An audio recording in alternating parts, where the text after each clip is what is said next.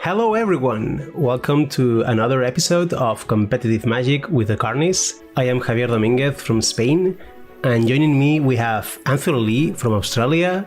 Hola. And that's it, because unfortunately Mengu is not with us today. Anthony, do you have any idea why? Yeah, Mengu was very, very upset by the Yorion ban for a surprising reason, actually.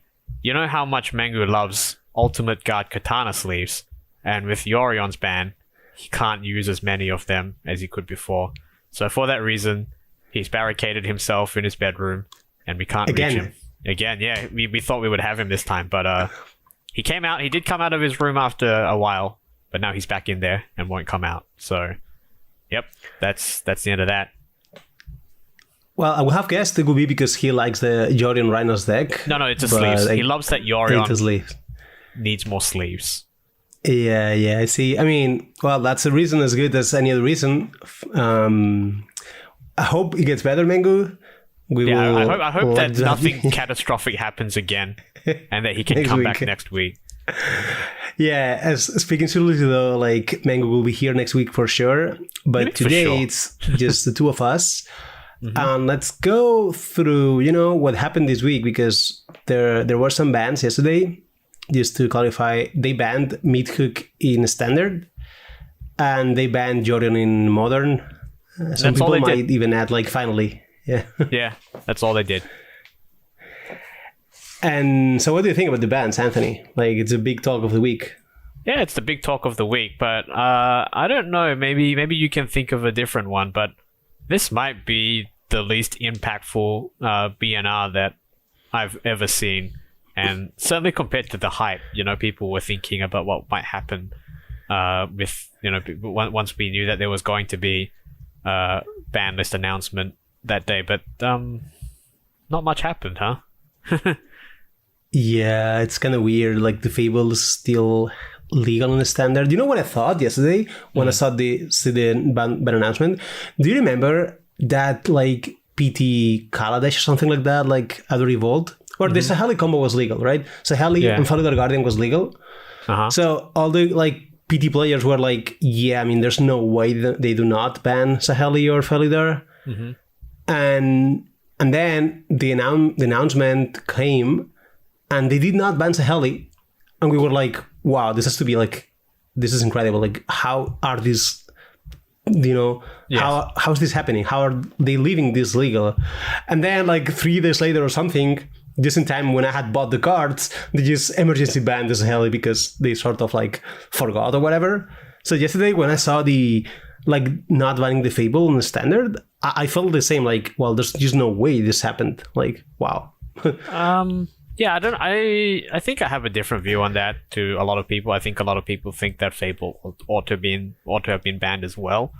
But I think that banning Fable actually opens up a whole can of worms as well, because I think that kind of forces them to make a bunch of additional bans too. Because I think if you ban Fable, then it's quite likely that Wedding Announcement has to go. But then if you ban both Fable and Wedding Announcement, it's also quite possible that Rafine has to go. And after that, I'm not sure. I think maybe all of those would have to go, to prevent the format centralizing around them. Because the format is quite flat in terms of the quality of the cards. Fable is arguably the best card. I agree with that. But it's not the best by such a massive margin that it can't be reasonably replaced in terms of the function that it has in the decks that it's in. So I think it's difficult for them to make a lot of effective bans without just banning a whole lot at once, which is also kind of true for Modern, I suppose. But for that reason, I think they would prefer to ban only one card than to ban 4. And they did also mention that they're happy with current player engagement with Standard, which I think is the ultimate driver of a lot of ban list decisions. So they probably didn't want to make a large change. I think they were intentionally making a small change, and which is quite different to a lot of ban policy in the past, right? It's very weird that they specifically wanted to make a small change, but they did, and I suppose they have succeeded in doing so. the smallest change. So my they issue could with make. this change, I don't think it is that small because Fable is at this point clearly the best card in standard. You say it's not by that much. Well, I think it is by that much, but it doesn't matter how big you think the gap is, because the gap just was made way bigger. Like if you think other cards were a 7 and Fable was a 9, well, now it's a 10. Because possible, the yeah. best card against Fable arguably was Midhood Massacre. Like you were playing standard, you were on the draw, they played turn 3 Fable, and Midhood was a good card to have because in 2 turns you could just revert that battlefield. But now if you're in the draw and they play turn 3 Fable, well, you better wish you had won that right roll. I think that they just not only did not ban the very best card, but also kind of buffed it. I'm not sure it's a big buff, Massacre though. was good because of Fable. Sorry. I don't think it was good because of Fable. I think it's good for other reasons. Like specifically that it means that you can attack on a different angle, which is why you often only play one Meatook in a lot of these decks. And I don't know if answering Fable was it was a thing that it did, but it's not something that it did exclusively. Not exclusively, but no, I'm not talking Meatook is only good because it deals with Fable. I'm talking about the Fable perspective. Right. Where if you play Fable, the only card that can actually greg you was Massacre on these mid-range matchups. I think just being more aggressive is a reasonable path against Fable, especially on the play, and maybe Meathook going makes that more possible as well.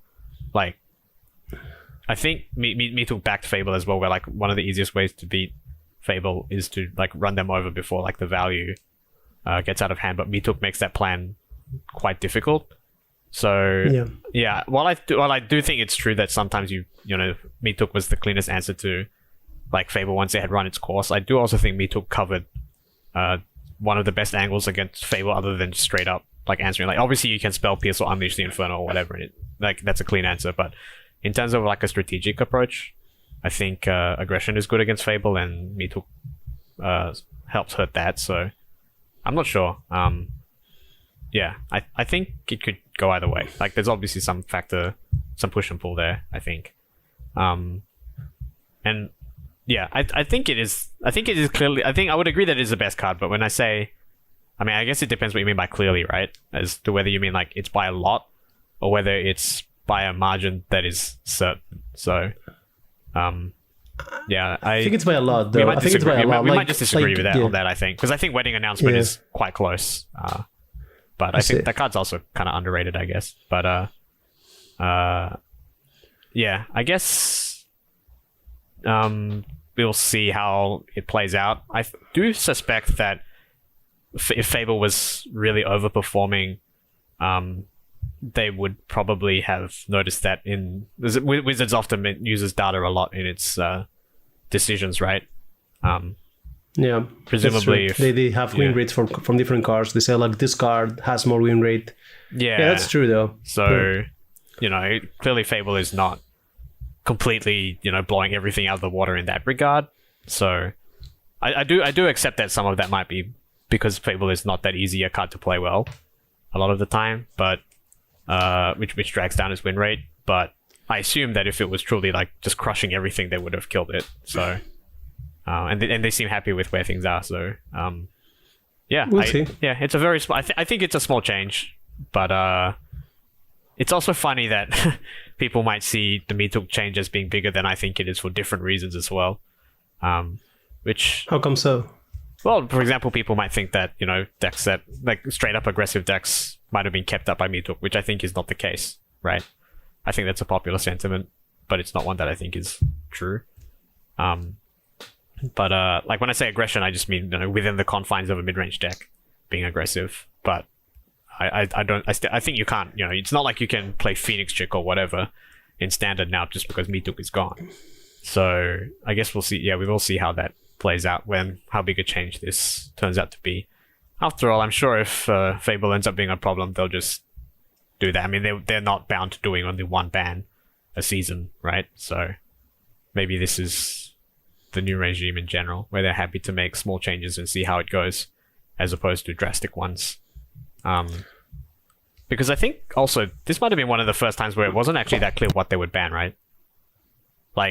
when Epiphany was getting banned, everyone knew it. But here, it's not that clear. So, I mean, it was clear, but for most players, including me, it was clear they were banning the Fable. Like, if you could ask absolutely like all the grinders or whatever, like 2 days ago or something, and they knew, like they thought they would ban the Fable. Like they knew their opinion was Fable was the best card by too much. I mean, Fable's been the best card for a while already. I think so, yeah. Like I remember this Secrets article when he was like, yeah, this is the best card, not even close. Like, I think that's what I would have thought. Like I was like, I don't know what they're gonna ban besides Fable, but I mean they're gonna ban Fable for sure, right?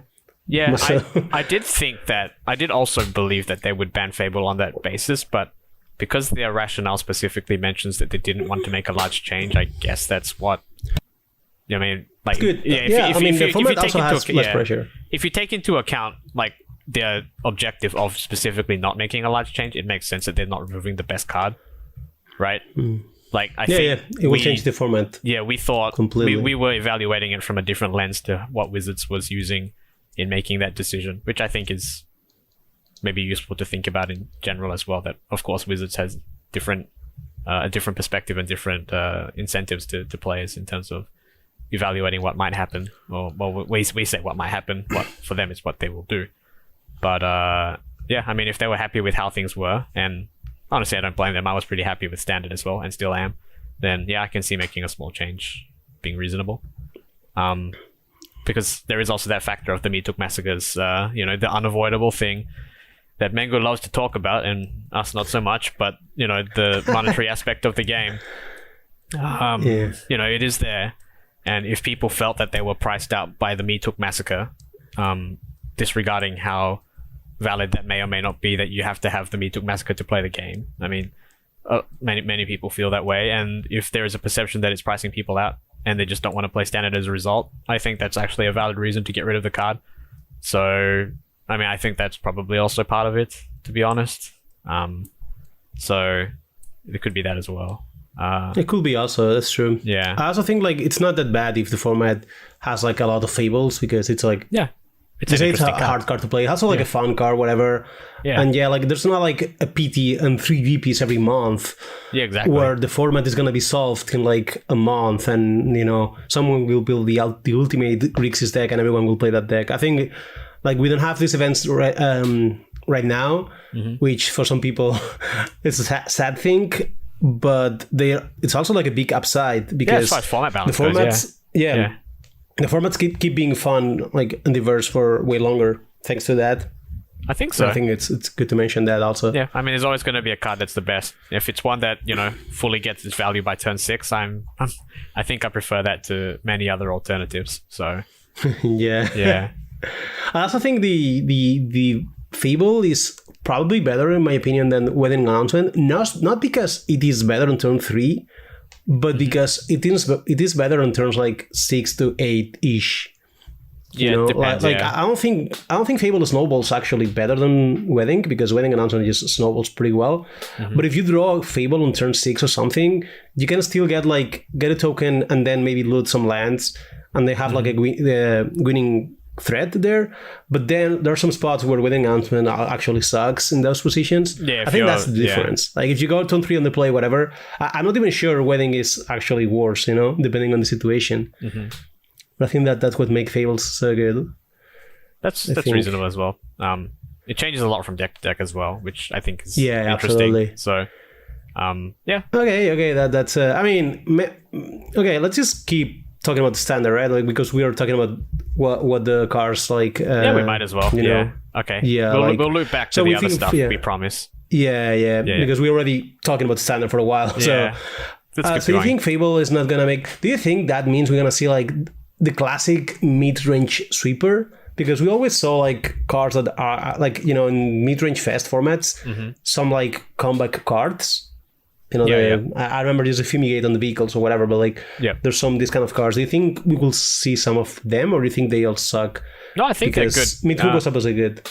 Like, I think they're even not as dissimilar, because I mean, a big part of Meatook being good was that it let you put a sweeper in your deck that isn't blank when you don't need a sweeper, because sometimes you did play Meatook for damage, or the flexibility was important. And obviously, let's say Burn Down the House is, not as good a card as Me Took, but it does something kind of similar where, if you need to like chip damage your opponent down, it can do that, or it can reset the board. And, and obviously there are spots where Burn Down the House is significantly better than Me Took, specifically when people are trying to juke you with various planeswalkers and whatnot. So, yeah, I think true. That's the one that also I would big guess. creatures, right? Yeah, sometimes bigger creatures. Yeah, Midhook is kind of weak at killing big creatures. Yeah, which is an easy way to beat Midhook. Like, I think even in preview season, I was mentioning that Sheoldred having 5 toughness made it pretty good against the Midhook Massacre, but it sure sucks against Burn Down the House.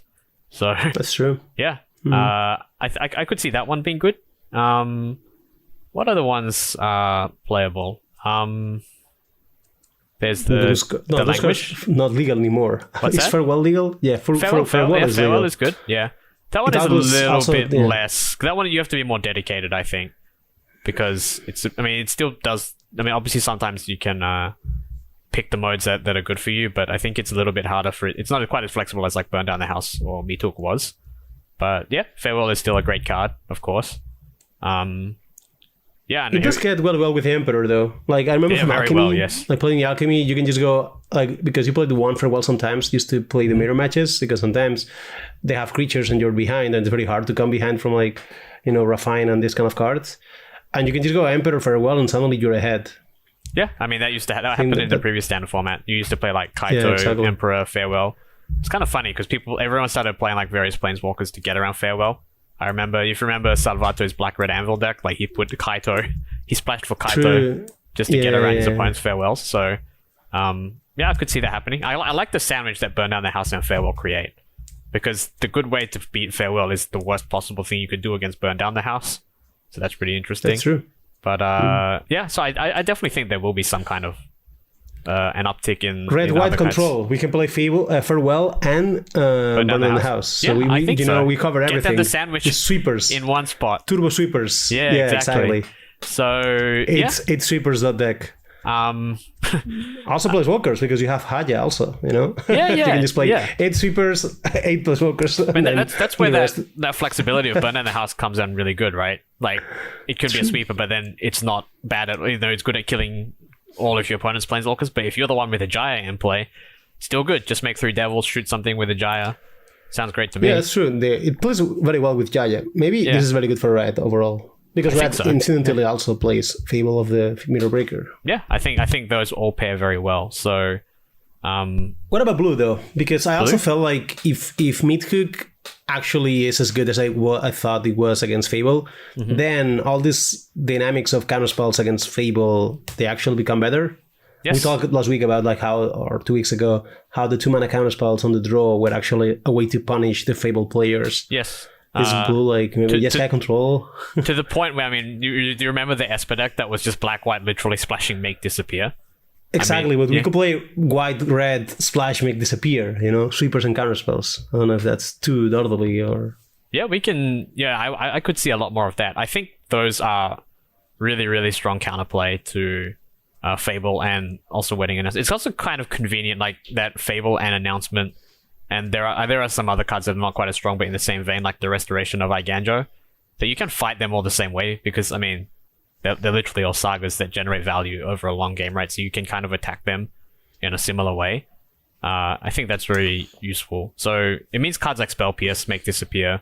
Yeah, they're probably very well positioned, I think. I think they already were. Spell Pierce also good against Planeswalkers and Farewells. Not very good, but pretty... it's decent, at least. Yeah, for sure. So, I could see more of those being played. A little more, but not a lot. I think they're already good. So, yeah. Or even cards like Duress, although that's obviously not as sick as Make Disappear. It obviously depends on your deck, like how you're going to curve out. I also like. So we talk about Sorry. I was going to say I also like Talai Guardian of Thraben a lot against these cards, because I do think Fable gets worse when it's slower. So, and of course, like a 2/1 first. It's also worse in the literal sense that it makes you want to be able to attack with the Golden Shaman Dahlia's 2/1 first strike. So, yeah, I think there's a lot of ways you can attack these decks, because they work on similar cards. So, yeah, I guess that's what we're saying. that's what we're saying we expect, right? So we expect a replacement catch-up effect for mid-range decks and people to focus a little bit more on attacking cards like Fable, but I think they kind of already did, so yeah, maybe that's not so much of a change. We'll see. Yeah. I think it's interesting. I want to say, like, we talk about like what we think could happen, but what about decks, specifically decks? Because we have the results from this weekend. There are some decks we could talk about, but like, what do you think? What will be your starting point from Standard? I don't know. I think I would kind of just continue on with with whatever I was doing, honestly. I don't expect that much of a change. I do think the Rakdos Sacrifice deck got hurt a lot, because that one is genuinely, absolutely. that's an actual like meat hook deck, as opposed to a deck that randomly plays one, because you can play like lots of weird one-offs when you have Blood Tithe Harvester and Fable of the Mirror Breaker. But yeah, Anvil really, really needed meat hook, so I guess absolutely. That deck, That's true. that deck took a walloping. But I think everything else can kind of continue as it was. In terms of starting points, I think, well, any of the black mid-range decks, which, you know, it sounds like that's one thing, but that's quite a broad variety still. So, yeah, Esper, Grixis, Black-Red, Mono-Black, Jund, the Reanimator, or the mid-range one. I'd be happy to play any of them, or still... That's a lot of different decks. All the ways to attack them. Like, I still like the Bant... I also like the Bant mid-range deck, for example, the one with Storm the Festival, which is still a good way of going over the top of mid-range. So, yeah. Any of those is still good, I suppose. No one's deck, except for Anvil, got hurt much by this. So yeah, Anvil is probably gone. But I also don't think anyone's deck improved that much either. So yeah, small changes indeed. But there were some other decks in these challenges that you were talking about that this weekend we saw Danny Lacos got second on the challenge with blue red control, I want to say, but it's like blue red big mana. Yep. It sort of reminds me of this all Epiphany or whatever. It's funny, Leer Dragon combo decks, but it doesn't have the combo. It's only Leer, horror, and it just does the good spells. Yeah, no one told him about rotation, so he's just it's like he usually plays like the combo cards for just cards. Yeah, but the shell was so good that, I mean, the deck looks solid. It's like blue-red with all the big score and removals considered of any hope, all this shell. Honestly, I think I like how this deck looks, but I think the biggest hit for this deck is not actually the combo rotation, but the double face. Yes, because they made you very stable. Yeah, they made you play like 28, 29 lands while also having a lot of interaction. I think Jaguar Disruption and Spiteful Hazard actually is what makes the exact like worse, because now, for example, Folly is actually like, you know, very threatening, difficult, but I think there could be something here. It's also a very good burn down the house deck. Yeah, that's for sure. And I also see that he's included one copy of the Elder Dragon War, which is a very clean answer to both sides of Fable as well. Plus one that's actually advantageous for you, right? Like, I think that's even better than it's like a red talking. massacre. That's actually better, right? Because I would much rather have the second and third chapter of that card than, I don't know, gain 3, you lose 3 or something over the course of, you know, the next couple of turns. I know me took him that, but Elder Dragon War seems better. So I quite like this deck, actually. So one card that impressed me a lot when I tried it was the Celestis, which is a card that we haven't seen for a little while. But if you were playing that Epiphany standard, the Celestis really overperformed in making your deck work, and now it's doing even more heavy lifting. Now we don't have the double face cards that naturally smooth you out anyway. So I quite like a lot about this deck, actually. It's good at fighting like Screw and Flood in a way that a lot of the slower decks in this format aren't good at doing. And it also just attacks people in a different angle than they're really able to. Because like you described it as a big mana deck, and I think that's quite apt as well. Because, I mean, his plan isn't really like kill all your stuff and then draw some cards and then win the game, which is what we would think of when we think of a control deck, right? He actually is trying to make like 9 mana, Leer, nothing you do is valid anymore. So horror also. Like big score into horror is turn 5 breaker. Do you know what it does, right? So it's something worth trying, in my opinion. I don't know if this is like a final version. It doesn't look like that, but I mean, you know, this player hasn't played this kind of deck for a long time, and I mean, this could be good already. I think so. Yeah, I think that he has played. He has been playing Blue Red Control in the challenges for a while now. Actually, he's always just out of top 8, like just barely. He had like a 9th or something, and also another good finish in 11th or something before. I don't remember exactly, but always close and just came through. That's good. Interesting. I mean, yeah, I think this is something we could explore later, but yeah, definitely. Yeah, this is good. Despite a severe bias against these decks. Yeah. I mean, I like the blue red decks, but I know you don't. Okay, we talk a lot about standard. Do you think you have anything else to add? I think, or we just move to the rest of the things. Yeah, we can move on from here. I think we can move. Yeah. Well, before we continue speaking about all the bans, we will go then to Modern because it's the other format that was touched by the bans. Yep. Yeah, actually, we will move to Modern because they banned Jorian. Some that's of a bigger one. Might know that I was playing a Jorian Vivian deck for a while. I actually went this weekend to play a local event. You didn't play a local event, did you? I didn't ask you this time. Not yet. Because last time you told me you were on a break, so I assumed you were on a break. Yeah. I'm sorry, you were on a break. Well, actually, what actually happened was I was so upset by... What did I say Mengu was upset about? Like, no, I got upset about something and barricaded myself in... Yeah, I don't know. Yeah, anyway. The barricades. Well, since you two were on barricades, I went to play a local tournament next to here with Vivian randomly because I had the deck built from like the summer. So I just pick up the box. That's the best reason to submit a deck. I didn't know it would be the last time playing Yorion in Modern. It will be the last time playing that deck. I just went 2-2. Bittersweet memory, perhaps. I don't know. Do you have any great sentiment for Yorion, Sky Nomad? I like Jorian, but I think it's a fine ban. I think it's a good ban, actually. But I'm still gonna play Jorian in Legacy, which Jorian seems to be a force in Legacy. I will talk about that later. Reasonable. But yeah, the Modern ban with Jorian, what do you think? I mean, some of you might not know, but I'm like a very big man. Anthony's not so big. So we often joke about like how Jorian is better for me than for him. Yeah. And they actually talk about this in the ban. So as someone not as big as I am, how do you feel about the Jorian ban? Oh, it's pretty great actually. Because I usually have to like split the deck in two to shuffle it like properly. That sounds not convenient. It's not very convenient. But you see, a lot of people, there's a problem with Yorion, right? Where either people take too long. It naturally takes a lot of time to shuffle the deck and you shuffle every turn.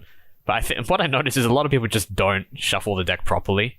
So that's true. I think there's a tournament integrity issue there as well. It's not just about it taking up a lot of time, but I honestly think Yorion causes a lot of randomization issues, just anecdotally, obviously.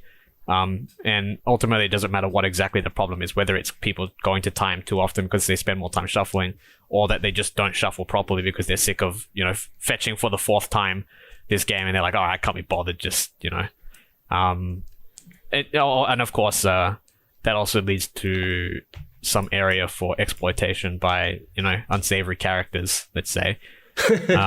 So, yeah, I don't think Yorion was like, let's be clear. I think this has nothing to do with power level. I think it would be absurd if it was about Yorion being too good or winning too much or whatever. Because no, it's definitely not power level. Like we talk about how he was absent from most top 8s. Yeah, like Yorion just wasn't that good. Just, it was kicked down to tier 2 barely. Like it was just like kicked down tier 2 easily. It's just like not that good. But I'm very happy to see it gone for logistical reasons because I also used to do this. I don't know if you do anything similar, right?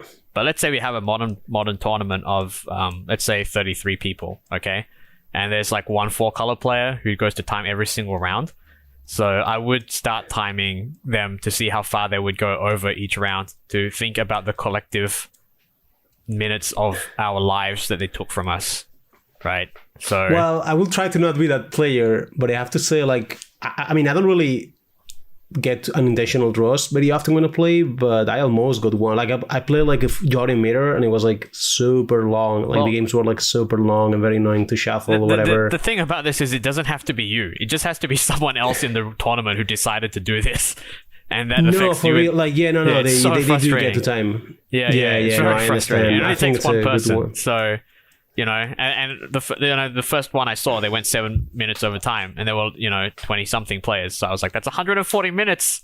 This soul sucking leech of joy, right? So goodbye, Yorion. I also, And I can see, as you can, listeners, our beloved listeners can see, Anthony does not like Jorian at all. yeah, I'm not a fan. He's not a Jorian fan. Yeah, but the thing is, like, who's actually a Yorion fan? Like, some I people, am a Jorian fan. I like Jorian. I put Jorian in my legacy deck. like, you play Yorion. You know, That's different. Like, I do how many play people Jorian, are yeah. actually upset that they banned Yorion from Modern? You know, like, who's gonna be? I don't know. I've seen some in Twitter. You know, some people upset about that. The same kind of complaints when they ban Miracles, like Sensitive and in top, for that the same barely counts. reason, pretty much.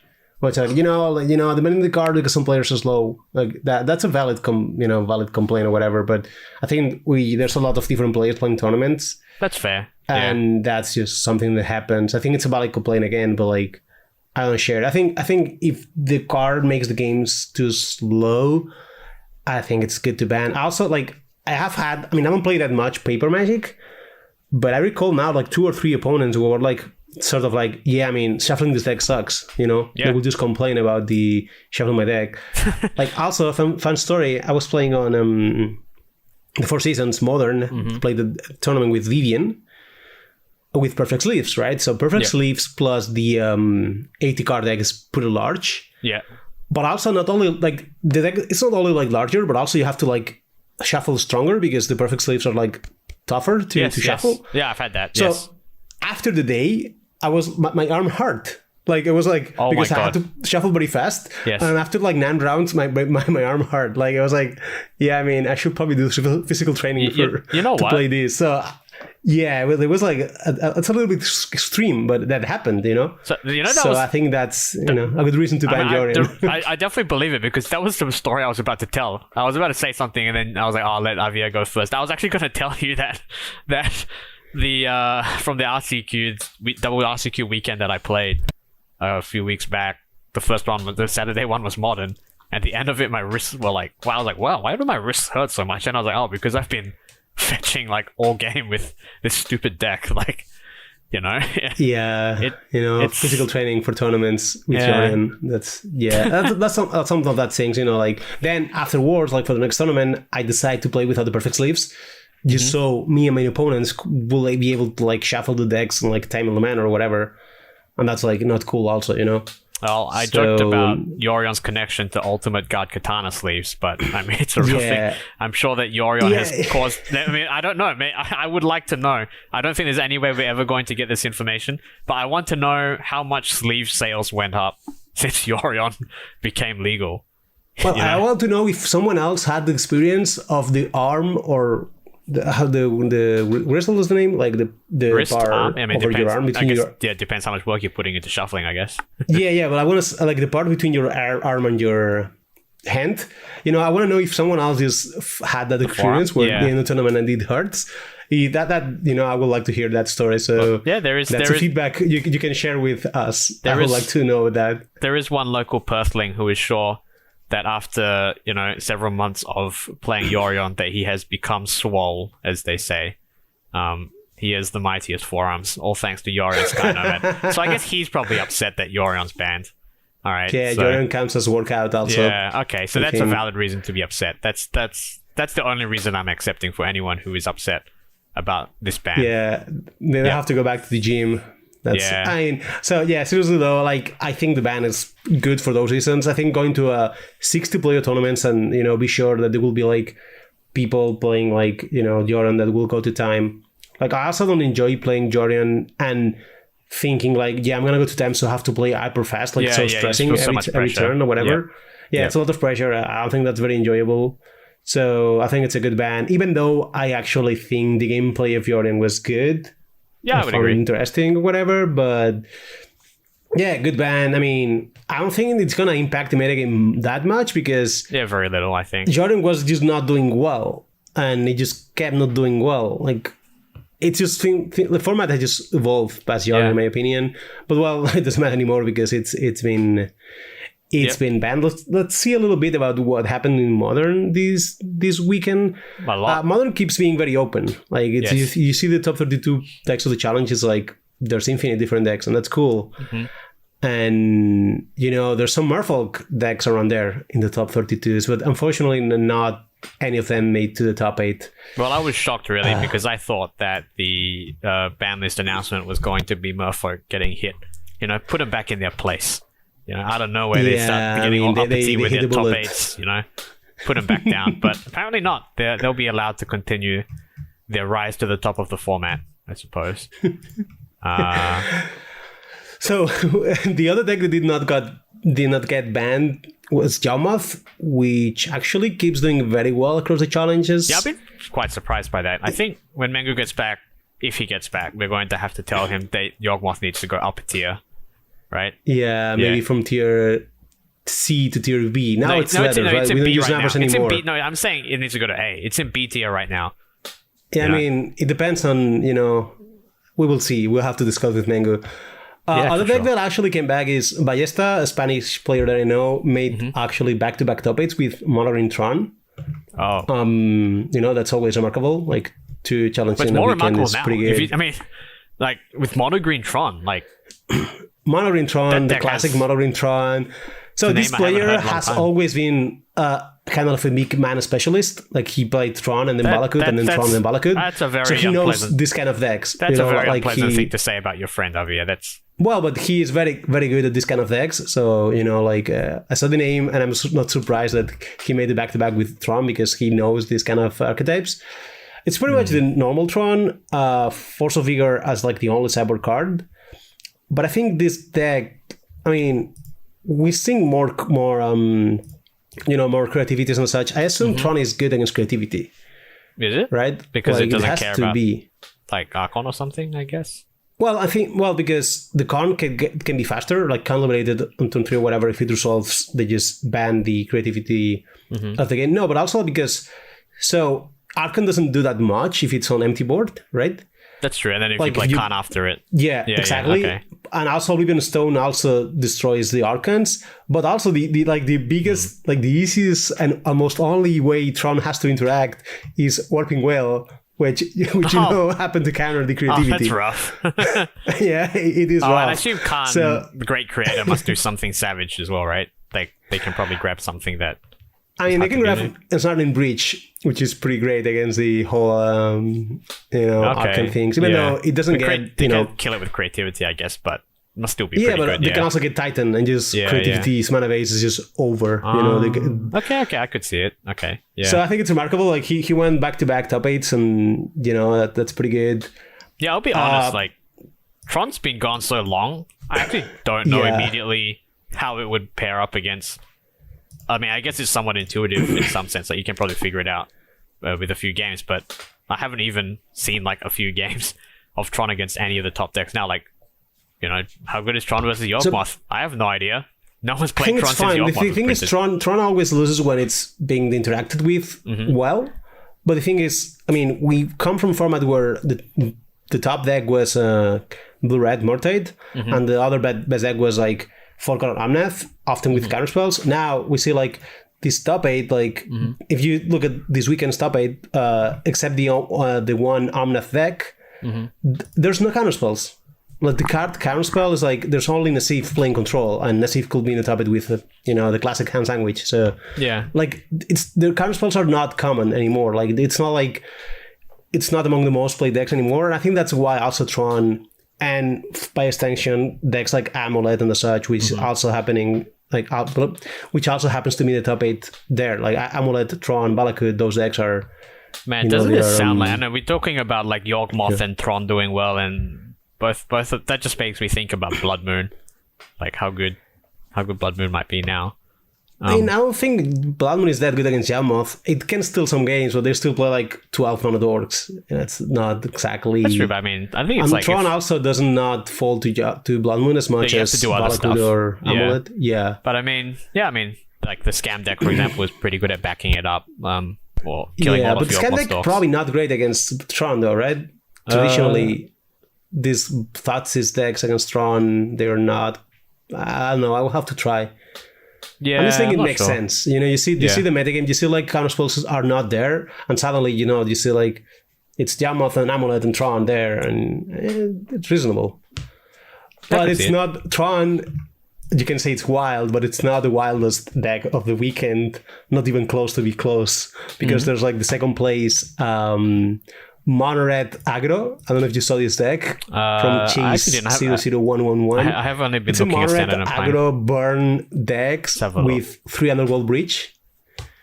So it's like prowess with Underworld Breach. This is not how Underworld Breach is usually used. Okay, now I'm looking. Electrostatic infantry. This is not the combo Underworld Breach that like I milled you. No. This is I Underworld Breach. I'm just gonna This is cast Underworld like Breach. It's like this is like I need to play 7 copies of Light Up the Stage to enable my prowess creatures. Or just Mutagenic Growth.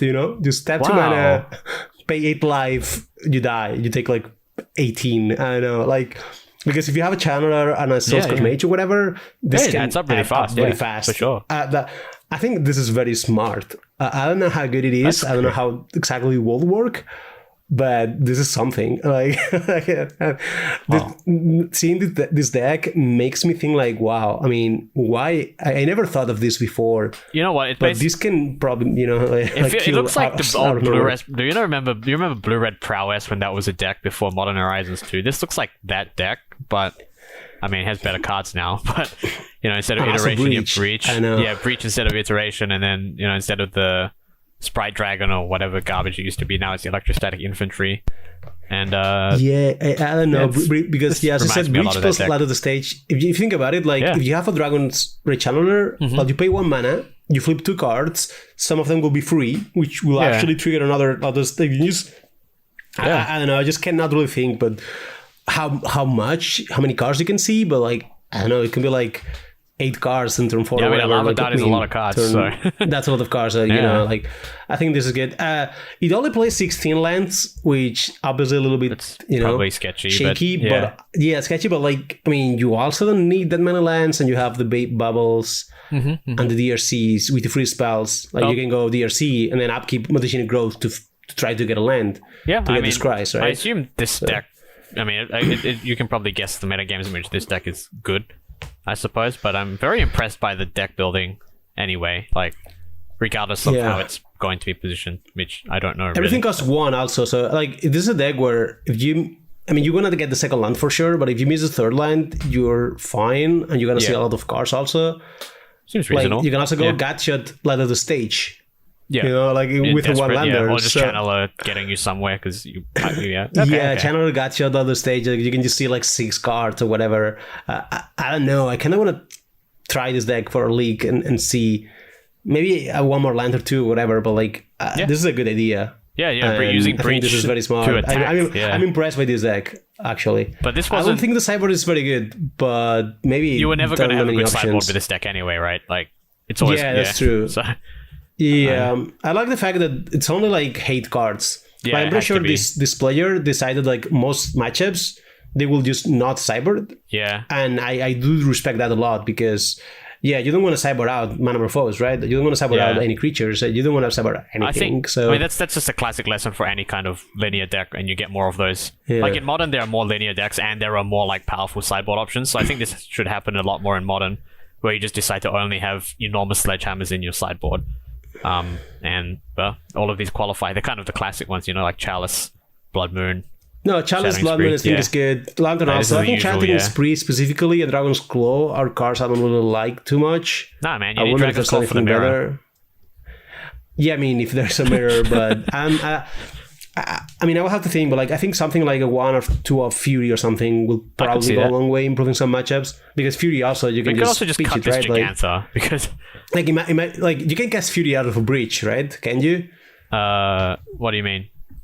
Oh, like you can cast Annual Breach, play Fury, it dies, and you play it again, and you just wipe someone's board. Can you do that? Sure, yeah.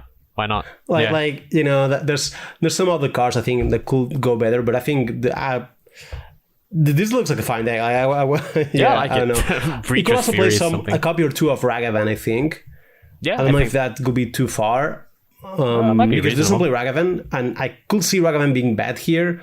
But I also see like 4 Unimbold, 4 Lava Darts, and 2 Gotcha, and I'm like, I mean, maybe you can just... Yeah, you could fish someone out, right? Like you can, Yeah, but then you don't really want to cut any of those, so it's tricky. Yeah, well, I will have to try the deck a little bit, but then again, like you will have to see whether electrostatic infantry captivates you enough. Exactly. Because maybe it's better or not. It might be better than that one. Yeah. So I don't know, because in this deck you can cast infantry on turn 2 or whatever, and then just turn 3 go just play shot, lava dart, metamorphose, and no go breach, and suddenly this guy has a 7/8 trample attacking. Yeah, that's better than Ragavan. So I'm just saying, like, I'm not sure. That's the eternal question of modern. Is Ragavan or electrostatic infantry better? Question mark. Yeah, so. Classic. But I think this deck I will default on the electrostatic infantry, but we'll see. I don't know. This is a deck I will have to try to talk more, but this is a good idea. I mean, usually when I see these mono red decks in Modern, I don't like them much, but this one, I mean, it's very, it's very, very linear, but I think that's good. Yeah, but this wasn't even like, I mean, this was a creative use of Breach, but there was another deck that we were quite taken by as well, right? That has Breach as well. Yeah, also that. Yeah. It's been like a wild weekend, I guess. Like, for specifically Underworld Breach, yeah. Yeah, from Cherryman, which also one of the winners of the mocks this weekend. We'll talk about that later. Mm-hmm. Who actually happened to crush me with this deck today, also in a preliminary. So props for this deck. I haven't seen this deck anywhere else, but it's like a mono red Breach deck, splashing green from Red and 6. Mm-hmm. And it's just like, I don't know, like it might be better than JSK Breach. I just got impressed by the deck, like, in action. So it plays the package of like Amber or whatever. Mm-hmm. But it's just, I don't know, it just seems so good. You talk about it maybe. Yeah, so I mean, it has like the creature package is Channeler, Ragavan, Engineer, has Ren and 6, a bunch of red removal spells, and the combo-ish cards are the Grinding Station package with Breach and Amber, and Experimental Synthesizer as well, which does, helps you play some grindy games, which this deck might be more able to do when you have, you've got a good interaction. You've got Ragavan, you've got Channeler. You could play a fair game against creature decks, and that's the thing that is the most appealing to me. I think this deck has the most generic good cards in it, because it's, it has the same thing that the Jund Saga deck did before when that was played before the Loris ban, in that you have Ren and 6 like those are Saga. Yeah, Ragavan, Ren and 6 Saga. Those are like, the awesome cards from Modern Horizon sets. So, and this deck has that, right? Plus a combo plan that even involves like even the kill condition of Grape Shot seems like it might be better than Thassa's Oracle, because you can just use Grape Shot as a normal card, right? Yeah. You can't do that. I think with it's Oracle. much better. Like whenever you draw Oracle, it's like, oh, this is shit. But here you play Mox Amber and Bubble. So I mean, they can go 1-drop, 2-drop, or whatever. And you just go Bubble, Amber, Rapture for 3, kill the Ragavan or whatever, and the DRC. That's just like, like if you ever do that, that's a sick draw, like a sick play. Which obviously it's not going to be common, but that's pretty good. So I think, I mean, well, that red deck we talked about previously was really unexpected in terms of what it does. I kind of appreciate this kind of deck even more, because I think this deck is even more likely to be especially effective, and I kind of like that, the adjustments that we don't really think about, like they basically color shift the Jeskai Breach deck, and in the process made something that we find much more appealing. Obviously, we haven't actually played with this Gruul Breach deck yet, but I mean, I think it has immense potential. So play against it was like, Grand 6 is very good in this deck, because this kind of decks are actually like, they play some kind of like cards like Amber or whatever, but a card like Gran just makes up the fact that you have like card disadvantage there, because Gran is just like, I mean, Gran is likely, at least in my opinion, the best card in Modern. So I think it makes sense to try to just make a deck better by removing like Teferis and adding just Red and 6s. I mean, not Teferi, but also like other cards. The deck is just more of a regular mid-range plus combo deck, right? Which is, as we know, great recipe. So I don't love how the synthesizers look, but they could be very good, and also they could be something else. I mean, could be he thought the engineer is similar to Emery, which I think is fair. Yeah. So I mean, also playing two colors make your like it's mono red pretty much, Yeah, mono red splashing Ren and 6 as a Saga. Yeah, but that's good. I kind of would like to try this deck as well. Also, the mana cost in this deck is super low, so synthesizer is definitely efficient. Like, you're Yeah, gonna like that often kind of makes hit sense the- because the same it requires the same sorts of things in your deck as Urza Saga in terms of flattening your curve a lot, and I mean it's literally an artifact, right? So I think all this stuff fits together very, very well. I think. It also plays like less trash cards in a way because you don't need to play many stations because you play goblins. A goblin gets the greening station. It actually searches instead of just milling. You will never open these like 2 greening station classic hands, which are probably something like I don't like about the other deck. A lot more resistant to interaction, right? There's also the thing where like, if you play Urza Saga and Renin 6, you're by default pretty good against people trying to interact a lot with you. So no, absolutely. Yeah, this could also be like one cycling land, maybe. Yeah, sure. Yeah, which is something we saw in the Jan Saga because I could see like they played 3 mountains. It could be like 2 mountains on a floating cave, whatever. Mm-hmm. Like there's some small improvements they can see, but I think this is good. Like certainly another deck I would like to try. Yeah, and this one I also will probably try if I have time. So I don't know. Yeah, for me, this kind of decks also have a lot of play. Yeah, out of all the modern decks that I see this weekend, this is the one that captures my attention by far. So, good job, Cherry Man. I mean, do you think this is good against the creativity? Maybe it is. Well, it features 3 Orvar the old form out of the sideboard for the creativity that's matchup. That's amazing tech. For those who might have missed it, Orvar the old form is it's similar to Obstinate Baloth in that if your opponent discards it, it has an effect. But unlike Obstinate Baloth, instead of a 4/4 and 4 life, it copies a permanent on the field, which is particularly brutal if the card that discarded your card was Archon, because then you copy Archon and eat their Archon with your Archon. Yeah. So even if there's 2, as long as you have cards, you can discard something else for the first trigger, and then the second trigger you discard these. So you get an Archon, kill one of their Archons, and then attack and kill the other one. It's kind of sick, yeah. It's good. Like it's only good against the matchup, but it is very good there because they always have to go through it to kill you, right? And also, I mean, what are they going to do about it? Like, So I think it's also particularly good out of the Renin 6 decks because you need more cards for this to be good against multiple Archons. Mm-hmm. But yeah, this is... I mean, that's the price, right? The creativity decks are paying now because creativity... it's funny because when we started the podcast, we were talking about like how this deck, new deck, creativity, whatever. Mm-hmm. Do you remember that? Like it was not as good as now. And now we have Orvar the old form turning up. Yeah, every week we're talking about like how the weeks. Yeah, last week we talked about like how this deck was like show and tell, where they eventually became like a deck by itself, and now Orvar is like here randomly, 3 off. And I think it's a good use of the sideboard as well anyway, because if you play a long tournament, you're going to run into creativity once at least. Well, especially in the later rounds, it's a good deck. Yeah, exactly, because you it's play a good more deck. often in round 6 than round 1. So yeah, I mean, that's pretty much it for Modern, but I think that's some decks. There's also like, Mengu's friend Play to Win on 9th with Goblins again. Then again, like some masters of different decks, in there. And funnily enough, this story about the winner, because the challenge was won by Yatmoth, and the other one was won by Shark with Living End. Oh. But apparently, similarly to what happened to me the other week, he actually wanted to submit Yatmoth, but accidentally summoned Living End, and then proceeded to win the whole thing. So that's... Well, I guess, I mean, it's mostly the same, except he came first and you came 9th, so it seems like it's better for him. So no, it worked better for him, but at least, like, I could say, like... you had hope. You had hope. You get luckier if you misclick your deck. I mean, not misclick, but like you accidentally submit another deck. Yeah, I mean... Next time it happens, you can be inspired by Zerk and hope that maybe it will be your story as well. So yeah, I will try. You could also just check your deck twice before submitting it. But all right, I think that's enough for today, Modern. Yep. Would you agree? Yeah. I mean, Mengu's not here, so we can do what we want. We're not chained to talk about every single modern deck that exists. Party! Yeah. All right. Now Alchemy. No, I'm kidding.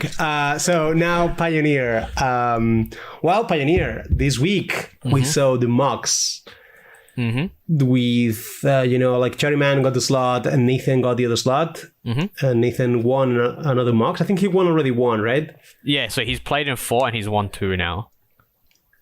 So that's pretty good. That's I think very this Nathan impressive. player is probably, he knows what he's doing. I suspect as much, yeah. But the So results Nathan were... has been very consistent. He's not as consistent as Marcio, though, who's even more consistent. Yeah. With his finishes. My condolences for Marcio because he lost another final. I mean, he didn't lose the finals of the Mogs, but lose the finals of the qualifying for Worlds. So, I mean, who have thought? I mean, he's just like... It's funny, isn't it? Because he's a 2 times Worlds finalist, just like you, Javier. But, it seems so different. One match difference is like completely massive in that regard, isn't it? I mean, it's how it is, but it's kind of sad in a way, though. But I'm glad I got the right side of things. It's an endless source of free comedic content for his friends. I don't know what the sadness is. I mean, that's true. If actually, you think about it, he's sad, but every single person he knows is enriched that much by it. So I think overall it's a good thing. Yeah. I actually like when he wins, but he tends to lose the final, so I don't know about that. See, that's what I'm talking about. You're doing it right now. Yeah. All right.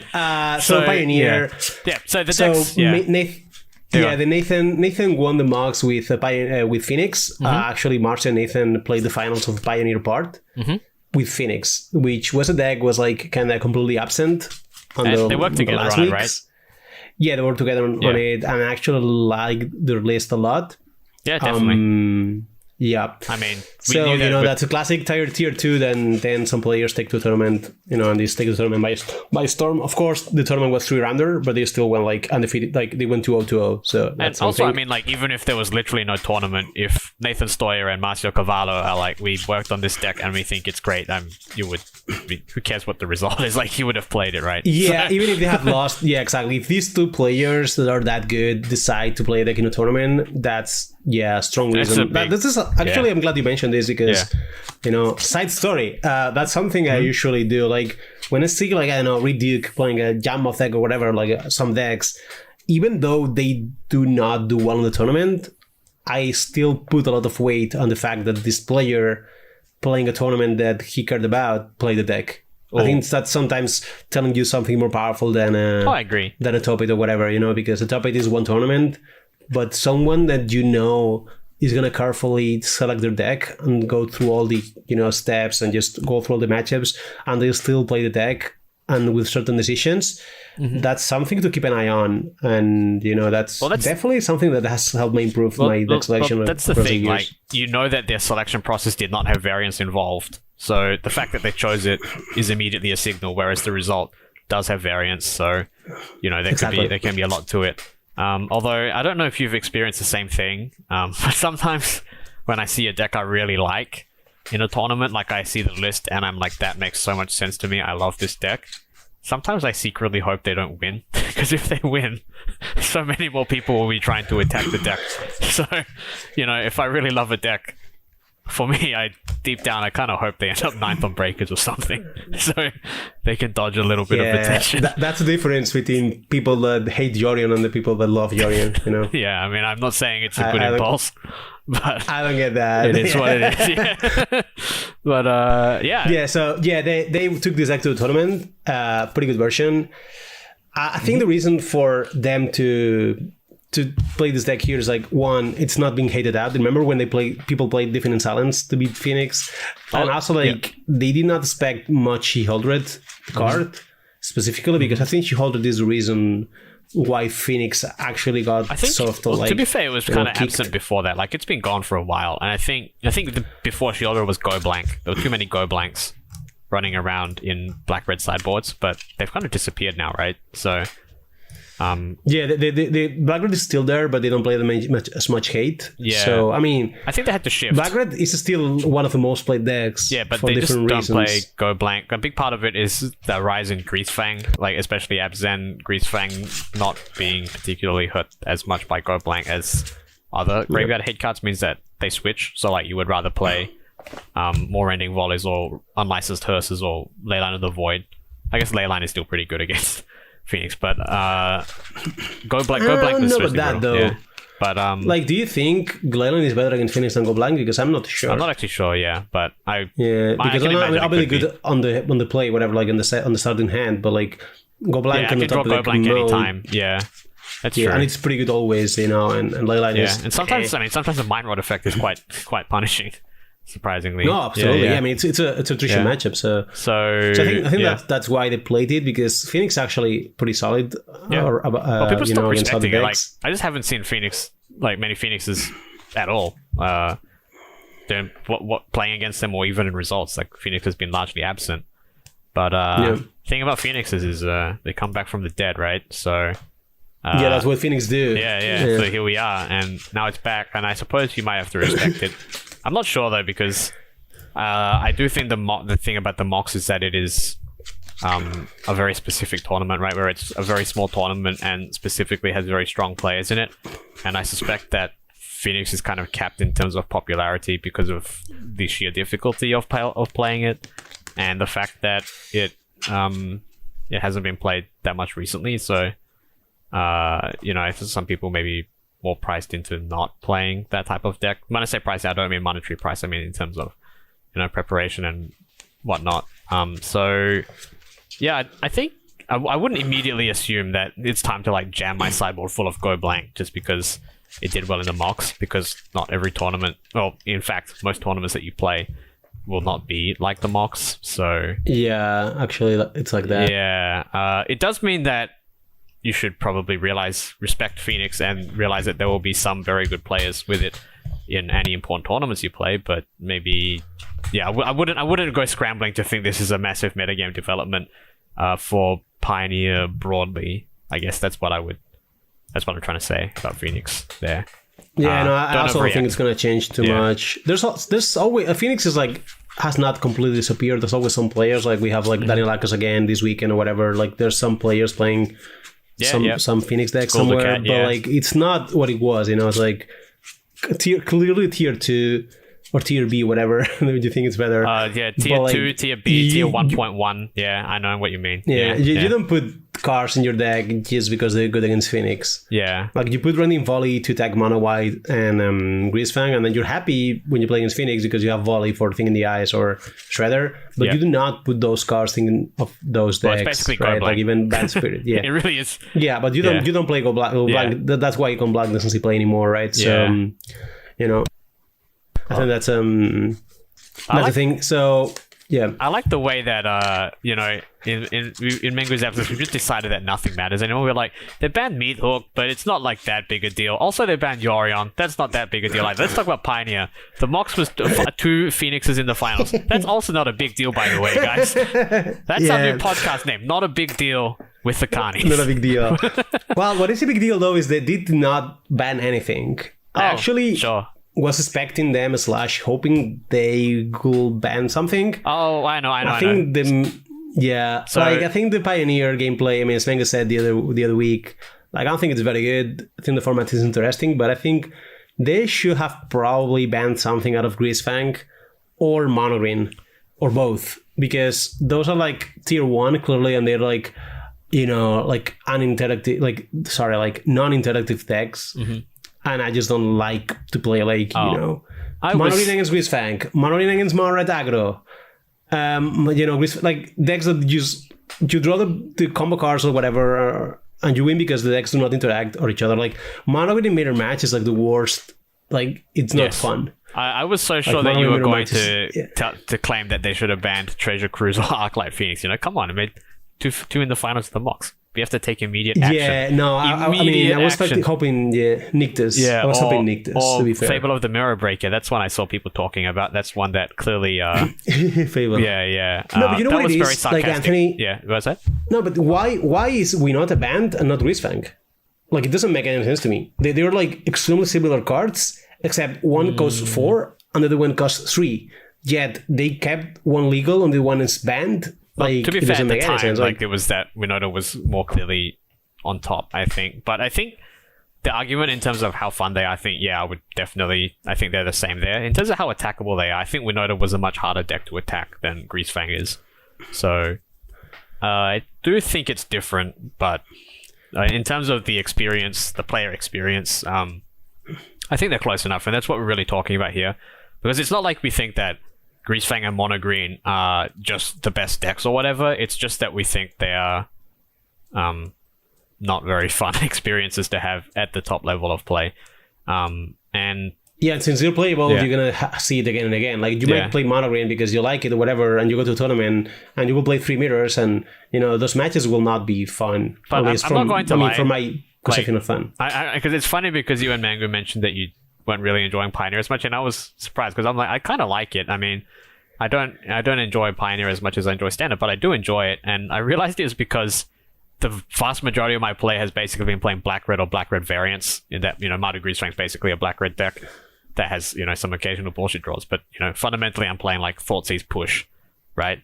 And obviously I played some of every deck and worked on various other things as well.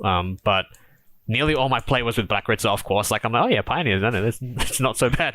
Because I guess I was like, I took refuge in the one very strong interactive deck. So, I mean, to be fair, I guess you could do that as well. If you're not really enjoying Pioneer because of that, I guess you can do the same thing where you take solace in Thoughtseize and similar cards, I suppose. Because, I mean, obviously... Except they have a tournament, though. We have a tournament in Sofia. Oh, sure, yeah. Which is going to make me play the decks I think are better. Sure, but, I don't think these decks are the best ones because, it will be a... But, like, the same way I think the approach and standard is like, I will have banned Fable, but I think it's reasonable to try to go like smaller changes or whatever. I just think like from my fun point of view, whatever, I just don't agree in not touching Pioneer here. Like, have like this uninteractive format for at least 1 or 2 more months. Like even if the decks are not like too good or whatever, I don't think it's about power level. The same way, like I don't think we know that was like the best deck ever or whatever. But it was just good enough to have like this. I mean, like if those decks are bad, that's fine. But if they're playable, whatever, from a tournament level, just like you go to a tournament and play these mirror matches are just I think it's similar to when they banned Etherworks Marvel, right? Because that deck wasn't actually like the best, but it was just so sickeningly, unreasonably unfun in that format that you banned there's a lot of bans that I don't understand why they didn't touch a Greasefank. Like Greasefank, I don't think Greasefank is OP or anything. I think it's just a good deck. But you're playing every time Pioneer, you lose to it, the draw. You play turn 2 to Blooded Harvester, and they just kill you, right? Yeah. Like, well, that's the worst bit. That, like, because fun, the fact is that it doesn't happen all the time. Because the deck obviously has consistency issues, right? It doesn't turn 3 every time. But if they did turn 3 me every time, I would plan for that more, and I would, you would be able to build around that. But the fact that they only like turn 3 Greasefang you, I don't know, let's say 30% of the time, I'm just totally making up that number, right? Is every time they go like Salvage, Flip Parhelion, and Greasefang. Like, it doesn't happen that often, but every time it does, that makes it so much worse. Because if I knew that was going to happen, I would build my deck accordingly. But, you can't really warp your deck for like the best 30% of their draws, which only makes those best 30% that much more frustrating every time it happens. So exactly, because you cannot play that game, but also like it doesn't happen enough, or the deck is played enough. Like it's not good enough for to be like half a metagame, right? Anyway, so it's a sweet spot where the deck is not great, but also it's gonna turn to kill you anyway. And I just think that's very unfun. It reminds me from like that modern time where you had Storm, like which was like a tier 2 barely, but sometimes you just completely turn to kill you, whatever. Like that was not fun, because you couldn't do anything, and I don't enjoy that kind of gameplay. So I'm not happy what I mean, with this, Javier, when we were talking about standard bans, we don't just have to kill the best ones. We can just look at the ones that are, we can ban for other reasons. So it's been it's been a while since haven't perceived a ban list. So like like how did they leave this legal? Like this is strong. This is strongly like I feel strongly about this Pioneer bans not being good. But I mean that's me. To play a little bit of devil's advocate, I suppose. I guess we can also try to take into account that they may have different objectives with different formats as well. Because I've always felt that it makes sense for them to try to target different formats with different players. So, for example, I think Standard is best catered to the most competitive players because they're the ones that are the most likely to, have the consistent spend. Like, they don't necessarily spend as much at once, but they have more consistent spending habits to keep up with competitive play. They're fine with the type of interactive and grindy gameplay that Standard usually lends itself to. They are less concerned about diversity, which Standard is usually a little bit weaker at than other formats. So, like, for example, it would make a lot of sense to me to try to cater all of the decisions around standard design and legality to competitive players, but maybe like Modern and Pioneer, I think that's less true, and it's perhaps less important for these formats to be interactive. We feel that it's important because, this tournament season is of course, Pioneer, the first regional championships across the world will be a Pioneer. But I think perhaps in general, interactivity may not be especially high on the list of things that are important in Modern and Pioneer because of the target audiences. So yeah, maybe Grease Fang is a I would positive. be surprised if someone there is like, I love to play Mono Green Devotion mirror matches. I think there might be. I think there might be people like that out there. I really think there might be. I will be surprised. Like if that's your favorite format, I'm happy for you because you have I really think it might be possible. I'm not saying I know anyone like that, but I'm saying I'm sure they exist. Actually fair. Yeah.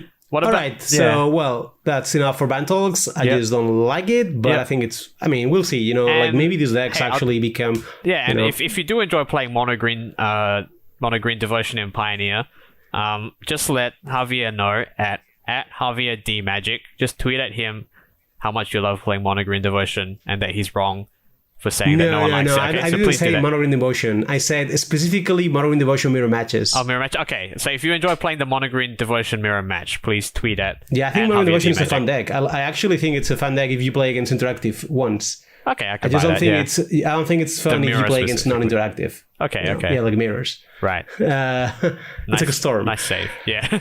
So let's keep going on. Uh-huh. What's the next thing? We have finally we get to talk about alchemy. Oh wait. Yeah, I mean not yet. Oh, okay. So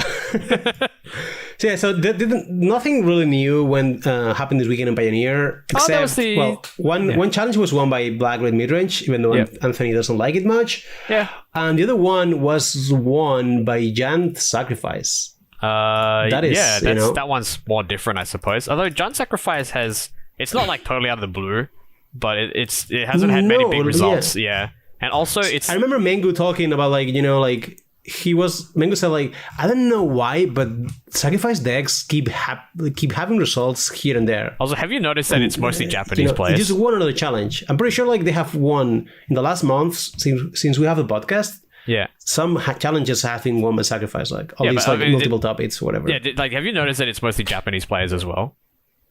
I have not. It's a very odd proportion. Kaminuma sounds like a Japanese name. It is. We also have Edel though, right? With multiple top 8s. Yeah, that's true. He's not exactly Japanese. That's not a Japanese name, Anthony. Yeah. But So it's doing well once again. Mayhem Devil on the rest of the team. I do think there's a claim to firstborn, village rights, daily dispute package. Why? I do think John is a very metagame dependent deck. I think it's great against specific decks and not so much against other ones. So I could see it being that, like what we said about Lotus, but it's obviously, I think it's overall better than Lotus, and is more often suited to the metagame than Lotus is. I guess that's what I mean when I say it's better. But also loses to Lotus. Yeah, it does, but I mean, that one's like a risk one. I'm talking about, how it goes against, the big decks, right? I mean, obviously if creature decks are popular, it's kind of sick. And in this case, it's even broader, what it means to be a creature deck. This deck is very good against Greasefang, for example, I think, or decent at least. So yeah, has to be very good against Monorain, right? Fork and the firstborn push. Yeah, they also just don't interact with you, so it's pretty easy for you to. Mayhem Devil. Yeah, I mean, this deck is maybe just good. I think it. I mean, I know. Yeah, when it's good against creature decks. I mean, normally when we say creature decks, we mean specifically decks that rely on lots of creatures like banned spirits or that's whatever. 7 removal main deck. That's a lot of but removals. This is because if you need creatures, this deck is good against you. So but I remember the other versions. The first ones were the Envy Cult artifact versions. Mm-hmm. I thought they were bad, but I see this deck and I'm like, if I'm playing mono white or spirits or whatever, and they are playing these, it's horrendous. I'm gonna get destroyed. It's very, very it's very not gonna be close. Yes, very it's hard. very hard. Yeah, I mean, they don't even have that many cyber cards because what are they gonna take out? It's all it's all fire against us. There's just nothing. I do think so I think Sacrifice has a very good niche. I think I don't know if it's good generally. It's possible, but I think it's perhaps a little lacking against blue decks. So I think it suffers a lot against Phoenix, which is actually another reason why it's so much better now than it used to be, right? Because for the same reason that Nate and Marcio brought Phoenix, because people hadn't been respecting it, and because it's been absent for so long. Phoenix's absence was a good reason for Jund to like start doing well again. That's very interesting, isn't it? Yeah. Like Pioneer, I mean, I'm not the biggest fan of the gameplay, but I think the deck selection / The metagame metagame stuff selection is awesome. Yeah, it's pretty cool. it's just very interesting. Like every week it swings, and it's not easy to predict because it's not like 2-dimensional where it's creature or non-creatures. There's a lot of things. There's more stuff going on. You know, there's there's like Phoenix's decks or like like these Hyper decks, Lotus. There's a lot of angles. Like you don't know if next week it will be Phoenix or it will be Lotus or it will be like Mono Red or else. Heroic. Yeah, we have no idea. Which is no pretty idea, cool. And Yeah. I think that's pretty good. I think this format is shaping in a very interesting way in that regard. Yeah, I think that's great. Honestly, I feel like those things. I mean, to be fair, I think those two things are often at odds anyway. Like I think diverse meta games and interactive games it's very difficult to have both at the same time usually. And I think Pioneer, it's made up its mind as to which one of those that it tends to lean towards. But I think I think this Jund deck you can exist unless blue decks become more popular again. So for example Phoenix, but I think also blue-white is also quite difficult. I mean blue-white, if you play 7 removal main deck, like 4 claims and 3 pushes, you're playing as blue-white. Also like you need a lot of your engines to stick, and like you benefit a lot from the fact that decks like black-red cannot touch your stuff like Trail of Crumbs. Yeah. Whereas blue-white has absolutely no problem. This isn't play Trail of Crumbs or anything like this that. is different. Plays... sorry, I was thinking of a different version. Sorry, but no, this is just like Unlucky Witness, Mayhem Devil, Harvester. Like it's all just but they can still get rid of your stuff, right? Like it's just like this is just a creature killer. Like if you play creature based deck, it just like goes into this. Like it just doesn't have bad cards. Instead of like Trail of Crumbs or whatever, they just play Builder's Rights and Double Disputes. Okay, I mean that's still horrendous against like because, Dovin's Veto, right? Like other people, but the claims here are pretty good. Like in this deck, Claim the Firstborn is just always gonna have a sacrifice outlet. It's reasonable, Also very good against Mono Green. I suspect this was also one of the reasons to pick this deck. You steal a troll and boom. So put it on your land, maybe. I don't know. Yeah. This is a deck that's certainly good enough to try. I'm not a big fan of the sacrifice decks, but this one seems very, like this player knows what he wants to do, and the deck is built in a way where they execute this plan. They fold against control or whatever, but like they have enough removal to just kill any spirit decks or whatever. Yeah, you know why you submitted Jund Sacrifice, so make sure you do the thing, right? Like it makes sense to play 7 removal spells because if your removal spells are not good, then you probably weren't very good in that matchup anyway. So 7 removal spells plus Devil plus Harvester and then Fable, so they will keep to beat creature decks even. Creatures allowed. Yeah. All right, so that's probably the I mean, compared to modern, Pioneer weekend was like very normal. One Jund winning. There was that red green deck as well, right? That I thought was worth noting. The one by S-Man 2.0. The Reckless Stormseeker 8 vehicles deck. That was interesting as well. Yeah, that's weird. Yeah. Like... I do think it is a strange looking deck, but it kind of has a logic to it, right? But this deck seems very well thought. Yeah, I think it has a good logic to it. Yeah. I lost to this deck playing. I guess the Strangles is, what tells you what this deck. But it's a good rule deck. Yeah. But plays 4 chariots and 4 sovereigns. Yeah, so for the benefit of, I don't know, people who may not have seen the list immediately, you can look it up, but just roughly it's a red-green aggressive deck with Elves, Lovestruck Beast, Reckless Stormseeker.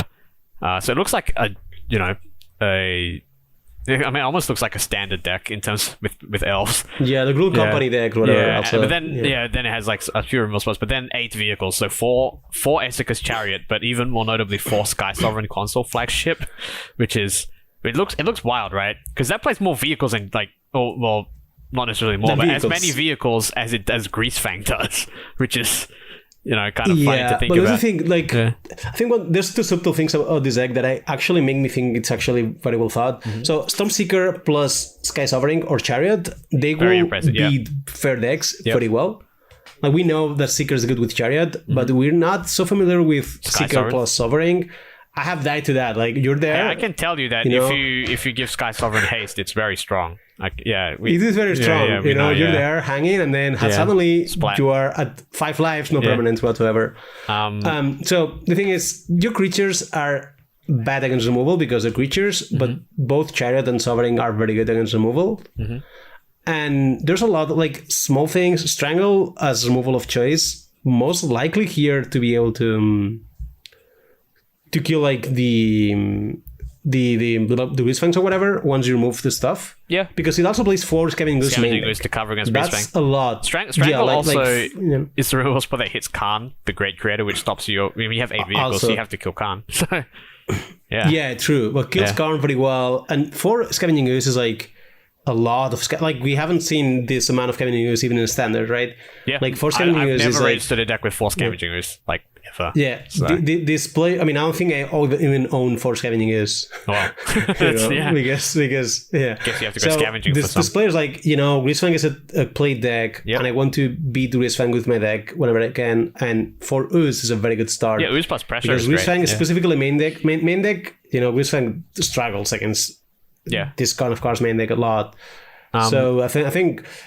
And this deck is good. It's also like a kind of deck I will surely enjoy playing. A true Zertar different Goblin reasons. enjoyer. Yes.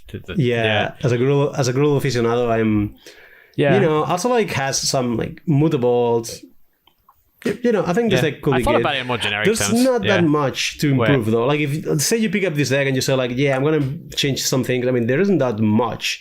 Yeah, you can presumably change your the removal creatures that are spell. there are good because they're good at attacking, so he probably didn't miss the Yeah, I creatures that mean, are you better will at not get attacking. better than Lovestruck Beast and Reckless Stormseeker, yeah. Giant, and Stormseeker is better with the vehicle. Like Yeah. the sideboard probably can Maybe get probably, more yeah. work, to be fair. Like the 4 Crown War, I suspect that's not like the perfect configuration of a Crown Wars. Mm-hmm. But there's also like, I mean, they play very well with vehicles, don't get me wrong. No, that's true. And there's also like Sneezes Defeat, which is a card I had to search the other day to Nice. see what it did. But that's definitely very good against Mono Green. Like, Yeah, nice Wolf Wheeler Haven. just kills the forest with it's like a Storm Rain, Yeah. or kill the Kiora. Oh, they could also have an Old Growth Troll on it. I guess it's not just Haven too, huh? Yeah, that's pretty kind of Yeah, exciting. like Yeah. this is a card that maybe is good, but then again, like the sideboard looks to me like it could maybe be better. Sure. Like, I think, I mean, again, it's going to be a deck that doesn't sideboard that much, so you have a lot of room to change stuff because it's not like. Yeah, but you even commit in that much. situation, I think that some hearses probably will help, like to breach the Greasefang and the Yeah, makes sense to me. Phoenix matchups. There's more volleys.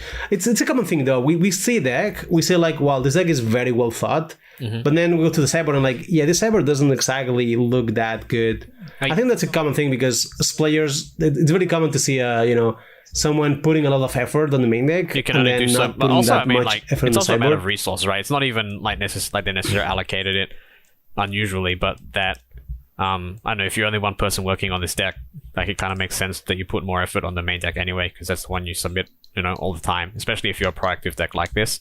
So Exactly, you don't have that's true. the time or effort and so on to actually work out every last thing. So yeah, the sideboard is naturally going to fall behind a bit when it's just one person, but now it's out there, perhaps more can happen. So Yeah, this is something it's worth trying because like this doesn't like it looks like just another red green deck or whatever on the surface, but then again I think there's more into this. Like those cards are they work well together. they're much better Yeah. in my opinion than the classic like Embercleave or whatever that could be there. Yeah, Embercleave yeah. is a card this deck could play by the way though. Like you could play 1 or 2 Embercleaves. Yeah, it might be Just too leave much on dream top of and the crew- vehicles, but yeah, I could see it. Crew, vehicle, and bam, Embercleave on the Yeah. Sky Sovereign. I want to do that. Man, that's an interesting image to think about. But yeah, I think that's. I want to do that. I like the logic though, because if you think about it, like it's difficult to both be aggressive enough against monogreen, like being good against monogreen often involves aggression, but then also it's hard to be aggressive and have a serviceable matchup against black red, which is the most popular deck. But vehicles are excellent against black red, so I kind of like the approach that he's taken to combine them. So. Don't get me wrong. I don't think this deck is head against black red. But I think it is acceptable. It's not as embarrassing as other aggressive decks where like they draw. No, because for ships, like ship is the best card in the format against black red usually, right? So this was also very a sticker good. with the ship with haste kills you hold red also. So there's a lot That's true. of. So that's an exciting answer. So Yeah. we're All right. Yeah, that's a good deck. Gruul fans, Well, I yeah. think that's it for Pioneer, right? Yep. So we're going to talk about alchemy now. Yeah. I mean, before Alchemy, we can talk okay. about the Legacy maybe a little bit. Okay. Of course, our Legacy VEEDEO master is not on here, but Legacy still moves. I just want to talk first about like the 8th of October challenge which like they didn't ban anything in Legacy. Some people say they should have banned Iteration. I think I will see the ban of Iteration as fine, but I think it's fine if they leave it there. but whatever. Like the finals of the challenge was Mono Blue, Stompy, Splash, Choke, and Veil of Summer, which is like splashing Choke in your blue deck is kind of wild, but it doesn't play 3 islands. It doesn't play like more than 3 islands. But conceptually, I would have never thought of playing Choke in my Mono Blue deck. I don't know about you, but I love to meme about Boil Merfolk, so I don't know. The Bold Merfolk, yeah. So it's like the Bold Merfolk. I mean, I think I've done. I don't know. I've done something similar before. I think didn't we play Blood Moon for a while in a 5-color shadow deck because we were like Armageddon 3 mana. We were in. This is the same thing, right? I don't think it's that extreme, but maybe it is. Yeah. Actually, yeah, you're right. So all right. I mean, yeah, but 4 chalk and the sideboard out of the mono blue deck, without that many like I think they sideboard 4 Veil and 4 choke, so they have enough green cards. So Chrome Mox actually counts as a source. You know, okay. So that's pretty cool. And that's all the sideboard they play. They play these 8 cards and then use all the Karn toolbox. Karn keeps being so good in Legacy. So yeah, it was the challenge against Mono in Cloudburst, so no Valvers in the finals. And Moto 66 played Absent Enchantress for a top 8 finish. Oh. Which is like, I mean, I haven't seen a Legacy deck with Enchantress in the top 8 for a while. But it plays some new cards like the Cities Harvest Hand from Modern License and Unthing Eyes from also Modern License. So yeah, I mean, that's, you know, other than that, it's just like the classic staples of the Enchantress decks, like Rest in Peace and the such. But I thought it was like cool enough to mention. Yeah. And the other challenge was like won by 4-color Control. Actually, 3 copies of it, which is almost the same deck that NCD won 2 challenges with. I think they were straight in a row, or like maybe one week in the middle. But like, it took a while, but players are now picking up his deck at this point. Some of them are like even playing the same like 95. So that means there was a finals of Jorian mirror match. So they banned the modern because it's too good, and then it's good at Legacy, well, I mean, right? they banned it because it's too good, but yeah, I get it. Yeah, I know. Yeah. And well, there's some problems remain here. It's a deck with like infinite fetchlands. Yeah, but no Ren and and a lot 6, of right? removals. And Jorian, no Ren and 6 though, but like I think that might change. it's Mince and Boo. Mince and Boo is the new Ren and 6 of Legacy. You know, it plays 4 copies. And so I played this deck briefly. I think it's pretty good. I'm not actually that sure the Jorian is good, so I thought it would be good because he was playing Jorian, so that's why I defaulted to Jorian. But after playing some of it, like I don't like the card is relevant because in the mirror matches the tuition is what matters, so you can Jorian, you know, +1 card. But like my issue with Jorian is you're gonna get flooded more and screen more. And also, like, draw less iterations, for example. Like, if you have some key card, you're going to draw it less. I know that's obvious, but, like, some matchups, for example, you really want to get, like, this prismatic ending or source to closures or whatever. And playing Jorian, you're going to naturally find them less. And there's just no way, like... So there's no way for me to measure, like... Yeah, I mean, I win this game because of Jorian, and I lost this game because of Jorian. It's hard. Well, I mean, that's, like you play a game and you lose a game because you roll 3 lands in a row and you needed an iteration. Well, it's not fair to say you lose because of Jorian, because you lost because you drew 3 lands in a row. That could have also happened on the 60 cards. But on the other hand, if you get the Jorian and you win with your Jorian, it's like, yay, I won with Jorian. Jorian's great. So it's very tricky because if you lose a game because you drew 3 lands in a row, chances are, like, Jorian made that, I don't know, I'm going to make up a number, like 5% more likely or whatever, or 10% more likely, you know? Like, you're going to mulligan more just of the nature of being a Jorian deck, but that's, like, not too much more. I mean, you can calculate how much. Right.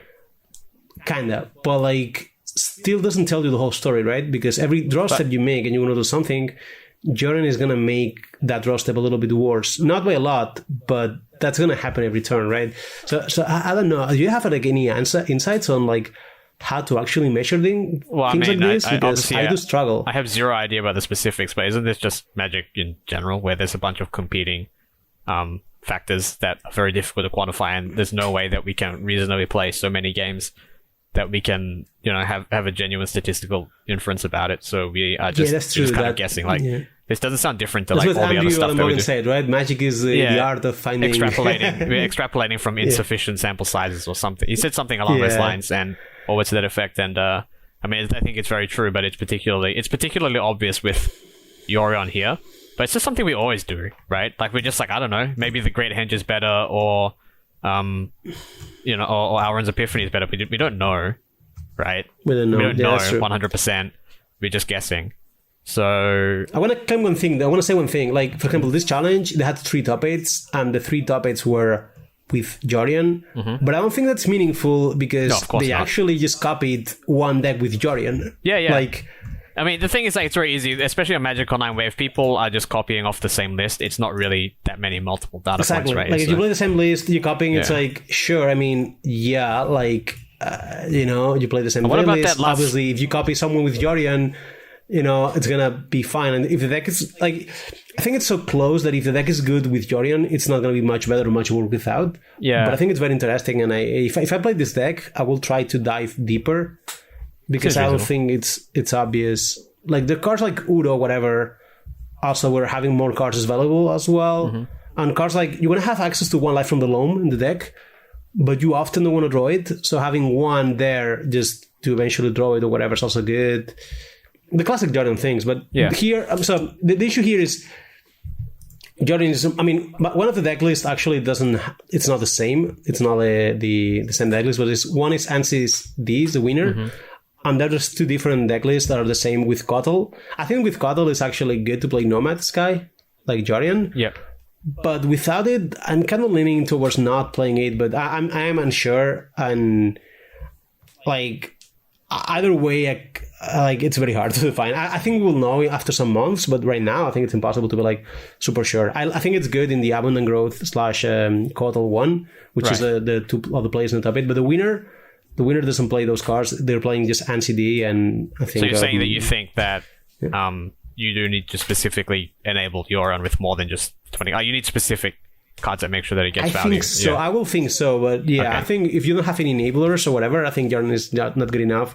Okay. Just based on how, like, so those decks are so powerful that if they function well, they just win the game often. Yeah, you know, yeah. like, you don't need It's to. legacy. You're And playing, you play like, against a those combo blue deck, decks, yeah. and you need to draw the Force of Will, right? Like, Yeah. otherwise you die. So now, I think the Abundant Growth type of decks, like, not only this specific version, but also the ones with Green Sun Senate, I think they do have an edge in the mirror matches, but Makes they sense. seem to be worse against combo. So I mean, that's I again, honestly will have to play more. That's as well. again like a very classic Magic payoff, right? Where you can be better in the mirror and Yeah. then like give up against the rest of the field. So yeah, but they seem to be performing better than Delver. I mean, there's still 2 Delver decks in the Okay, top 8 okay. though. So, but the future is I don't Delver know. with Yorion. Then. Legacy is slowly evolving. Yeah. Also, it looks like the Miskenbu, once again, same as with Random 6, so the first weeks or whatever, it seems that, it's another good non-blue card for the non-blue decks, but it obviously ends being at its best on the blue decks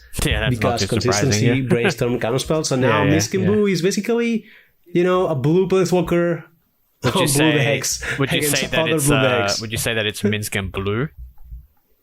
Misken Blue. Yeah. Wow, that's pretty good. Yeah, broken. I mean, I that's have to- that's my legacy contribution. That's all. I mean that's yeah. So yeah, that's basically this deck is picking up some steam, but we will see. Legacy also usually moves quite slowly. There's another Doomsday, whatever. Doomsday just keeps being like a very solid deck. I think it's a good time to just pick up Doomsday and learn the deck. It's not an easy deck, but it's a classic deck that I suspect that very good players probably have like great win rates with it. No, well, The combination of Doomsday plus a good player is always intimidating. I never want to play against Doomsday with any deck. now I feel like they're gonna. now all of you out there all you have to do is just do well with Doomsday, and you can say that Javier Dominguez said you were a great player. So Exactly. yeah, that's all you got to do. Just win a challenge with Doomsday or something. Yeah, there you go. There's your quest. All right. Yeah. Also, the player that won the challenge on 8, they almost made top 8 on the next day with the mono blue choke deck. Big fan of that. Yeah, that's quite creative. Yeah, I mean, they won and then they got like 11. So that's yeah, not bad, know. not bad. That's a lot of ones. So I would say it's pretty good. You know, it's not as good as back-to-back top 8 as with the Tron, but it's pretty good as well. I think that's pretty much it for Legacy. Yeah. Yeah. Let's go for the best part. yeah. I don't think we. Alchemy. Yeah, we don't. Oh, yeah, that's right. Alchemy. Yes. I mean, there's yes. nothing. There's We have nothing too much to say from but alchemy. I think, I think Mengu would be upset if we didn't at least say that we had a section on alchemy because we didn't talk. Well, there's I actually wasn't going to say anything. It was only trolling, but there's like this. They just released an alchemy. This card puts the power 9 on your deck. Oh yeah. Like you play a creature when it comes to play, it summons a power 9 in your deck. And Kenta Harane just got tweeted the deck today, where he got mythic with this card, and he just plays like this tutor from I think it's Crimson Bow to fetch a time walk and just come over the time like walk. demonic He got mythic bargain with that, like no, dig up. Oh, dig up. Okay, and okay, then okay. Yeah, the Shigeki guy, and then just search for time walk. Oh, that's cast so time cool. walk, and Oh, then that lose is. again. I just had to say it, like it's just so cool. Well, I just want to point out. I just want to point out that. Yeah, I don't think he's going to listen to us because English or whatever. Yeah, but he's at GSPD. Yeah, JSpeed or something. Yeah, like a very good player, of course. Like Gold Pro, Platinum, or whatever. But I just saw this deck and just like sick. Like I just, I think I want to just fire stream playing this deck just for fun. Like it just. I want to get like a just recall on Time Walk on Arena and just go for it. I gotta haven't say, played Alchemy in a while, of course, but just the fact that this is happening, I think it's fun because the card looks like a card that will never play, and then this player just build like a control combo deck with it. That's Magic, and the building in Magic is sometimes just awesome. Yeah, it's awesome like a Magic stuff. thing. I did want to say, I think Mengu loves the power 9, and now all of it at once is an alchemy. Yeah. You can draw all of them. Yeah, you can. You can also play multiple of this guy and just get multiple. If you think about cards. He sometimes plays Vintage Cube, right? But like you probably don't have all of the power 9 in your deck at once when you play Vintage Cube. Yeah, but you can do that in alchemy. You could put one in the Vintage Cube, bam, and then. Wow, that would be sick. Yeah. Oh wow. All right. Then we can call it Alchemy That's Cube. Enough. All right. Nice. Yeah, Alchemy Cube. Yeah. Oh, that's brilliant. Some of my Portuguese friends, they had some of the alchemy cards in the cube. On the Vintage Cube, the Celestine Evangel, the one that puts a copy from itself in your hand. Yeah. Because you can do that in a physical cube, right? So yeah, you can do that. Yeah.